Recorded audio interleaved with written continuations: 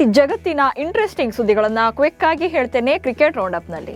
ನಾನು ಶಾಂತ. ನೀವು ಸುದ್ದಿಯಾನದ ಸಬ್ಸ್ಕ್ರೈಬರ್ ಆಗೋದಕ್ಕೆ ಮರಿಬೇಡಿ. ತಿರುವನಂತಪುರಂನಲ್ಲಿ ನಡೆದ 4ನೇ T20 ಪಂದ್ಯದಲ್ಲಿ ಭಾರತ ಮಹಿಳಾ ತಂಡ ಶ್ರೀಲಂಕಾ ವಿರುದ್ಧ 30 ರನ್ಗಳ ಭರ್ಜರಿ ಗೆಲುವನ್ನು ದಾಖಲು ಮಾಡಿದೆ. ಈ ಮೂಲಕ 5 ಪಂದ್ಯಗಳ ಸರಣಿಯಲ್ಲಿ 4-0 ಅಂತರದ ಮುನ್ನಡೆ ಪಡೆದಿದೆ. ಮಂದಾನ 80 ರನ್, ಶಫಾಲಿ 79 ರನ್ಗಳ ಕೊಡುಗೆಯಿಂದ ಭಾರತ 221 ರನ್ಗಳನ್ನು ಕಲೆ ಹಾಕಿದರೆ ಶ್ರೀಲಂಕಾ ತಂಡ 191 ರನ್ ಗಳಿಸಿ ಸೋಲೊಪ್ಪಿಕೊಂಡಿತು. ತಿರುವನಂತಪುರಂನಲ್ಲಿ ನಡೆದ 4ನೇ T20 ಪಂದ್ಯದಲ್ಲಿ 27 ರನ್ ಕಲೆ ಹಾಕ್ತಾ ಇದ್ದಂತೆ ಸ್ಮೃತಿ ಮಂದಾನ ಅಂತಾರಾಷ್ಟ್ರೀಯ ಕ್ರಿಕೆಟ್ನಲ್ಲಿ 10,000 ರನ್ಗಳ ಗಡಿ ದಾಟಿದ್ದಾರೆ. ಈ ಮೂಲಕ ಭಾರತದ ಪರ ಈ ಸಾಧನೆ ಮಾಡಿದ 2ನೇ ಮಹಿಳಾ ಕ್ರಿಕೆಟರ್ ಎನಿಸಿಕೊಂಡಿದ್ದಾರೆ. ಸ್ಮೃತಿಗೂ ಮೊದಲು ತಂಡದ ಮಾಜಿ ನಾಯಕಿ ಮಿಥಾಲಿ ರಾಜ್ ಈ ಸಾಧನೆ ಮಾಡಿದರು. ಜನವರಿ 11ರಿಂದ ಭಾರತ ಮತ್ತು ನ್ಯೂಜಿಲೆಂಡ್ ನಡುವಿನ 3 ಪಂದ್ಯಗಳ ಏಕದಿನ ಸರಣಿ ನಡೆಯಲಿದೆ. ಈ ಸರಣಿಗೆ ಟೀಂ ಇಂಡಿಯಾದ 3 ಆಟಗಾರರು ಹೊರಗುಳಿಯುವಂತಹ ಸಾಧ್ಯತೆ ಇದೆ. T20 ವಿಶ್ವಕಪ್ ಹಿನ್ನೆಲೆಯಲ್ಲಿ ಈ ಸರಣಿ ವೇಳೆ ಬುಮ್ರಾ, ಹಾರ್ದಿಕ್ ಪಾಂಡ್ಯಾಗೆ ವಿಶ್ರಾಂತಿ ನೀಡೋಕೆ ಬಿಸಿಸಿಐ ನಿರ್ಧಾರ ಮಾಡಿದೆ. ಹಾಗೆ wicketkeeper batter Rishabh Pant ಅವರನ್ನ ಏಕದಿನ ತಂಡದಿಂದ ಹೊರಗಿಟ್ಟು ಇಶಾನ್ ಕಿಶನ್ರನ್ನ ಆಡಿಸೋಕೆ ಸಮಿತಿ ನಿರ್ಧಾರ ಮಾಡಿದೆ. ಹೆಡ್ ಕೋಚ್ ಹುದ್ದೆಯಿಂದ ಗೌತಮ್ ಗಂಭೀರ್ ಅವರನ್ನ ಕೆಳಗಿಳಿಸುವ ಬಗ್ಗೆ ಬಿಸಿಸಿಐ ಕಾರ್ಯದರ್ಶಿ ದೇವ್ಜಿತ್ ಸೈಕಿಯಾ ಸ್ಪಷ್ಟನೆ ನೀಡಿದ್ದಾರೆ. ಯಾವುದೇ ಬೇರೆ ಕೋಚ್ ಅನ್ನ ಬಿಸಿಸಿಐ ಸಂಪರ್ಕಿಸಿಲ್ಲ. ಹಾಗೆ ಯಾವುದೇ ಸ್ವರೂಪದಲ್ಲಿ ಗಂಭೀರ್ ಅವರನ್ನ ಬದಲಾಯಿಸುವ ಬಗ್ಗೆ ಮಂಡಳಿ ಚರ್ಚೆ ಮಾಡಿಲ್ಲ ಎಂದಿದ್ದಾರೆ. ಹಾಗೆ ಗಂಭೀರ್ ಅವರ ಒಪ್ಪಂದ 2027ರ ಏಕದಿನ ವಿಶ್ವಕಪ್ ಟೂರ್ನಿಯವರೆಗೂ ಇರುತ್ತೆ ಎಂದಿದ್ದಾರೆ. Vijay Hazare trophy tourney emotional moment ಒಂದಕ್ಕೆ ಸಾಕ್ಷಿಯಾಗಿದೆ. ವಿಜಯ್ ಹಜಾರೆ ಟ್ರೋಫಿಯಲ್ಲಿ ಅನಿರೀಕ್ಷಿತವಾಗಿ ರೋಹಿತ್ ಶರ್ಮಾ ತಮ್ಮ ಆತ್ಮೀಯ ಗೆಳೆಯನನ್ನ ಭೇಟಿ ಮಾಡಿದ್ದಾರೆ. ಈ ವಿಡಿಯೋ ವೈರಲ್ ಆಗ್ತಿದೆ. ಈ ವೇಳೆ ರೋಹಿತ್ ಅವರನ್ನ ತಮ್ಮ ಗ್ಲೌಸ್ಗೆ ಆಟೋಗ್ರಾಫ್ ಹಾಕುವಂತೆ ಕುಲಕರ್ಣಿ ಮನವಿ ಮಾಡಿದ್ದಾರೆ. 1 ಸೆಕೆಂಡ್ ಕೂಡ ಯೋಚಿಸದೆ ರೋಹಿತ್ ಸಂತೋಷದಿಂದ ಗ್ಲೌಸ್ ಅನ್ನ ಸ್ವೀಕರಿಸಿ ಆಟೋಗ್ರಾಫ್ ಹಾಕಿದ್ದಾರೆ.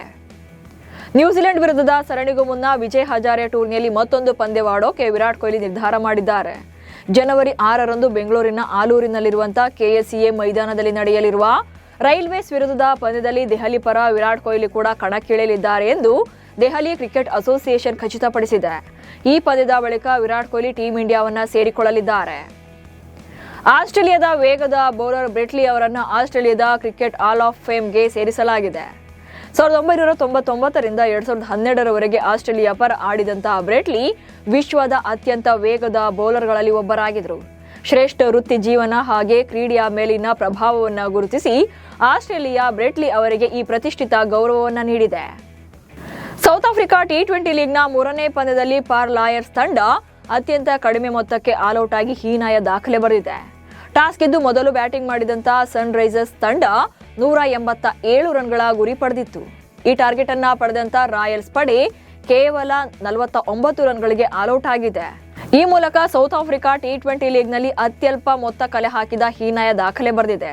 2017ರಲ್ಲಿ RCB 49 ರನ್ಗಳಿಗೆ ಆಲ್ಔಟ್ ಆಗಿತ್ತು.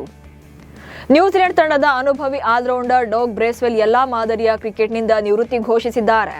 ನ್ಯೂಜಿಲೆಂಡ್ ಪರ 28 ಟೆಸ್ಟ್, 21 ಏಕದಿನ ಹಾಗೆ 20 T20 ಪಂದ್ಯಗಳನ್ನು ಆಡಿರುವಂತಹ ಡೋಗ್ ಬ್ರೇಸ್ವೆಲ್ 2012ರಲ್ಲಿ ಇಂಡಿಯನ್ ಪ್ರೀಮಿಯರ್ ಲೀಗ್ನಲ್ಲೂ ಕೂಡ ಕಾಣಿಸಿಕೊಂಡಿದ್ರು. ಈಗ ಬ್ರೇಸ್ವೆಲ್ 18 ವರ್ಷಗಳ ಕ್ರಿಕೆಟ್ ಕರಿಯರ್ ಅನ್ನ ಅಂತ್ಯಗೊಳಿಸಿದ್ದಾರೆ.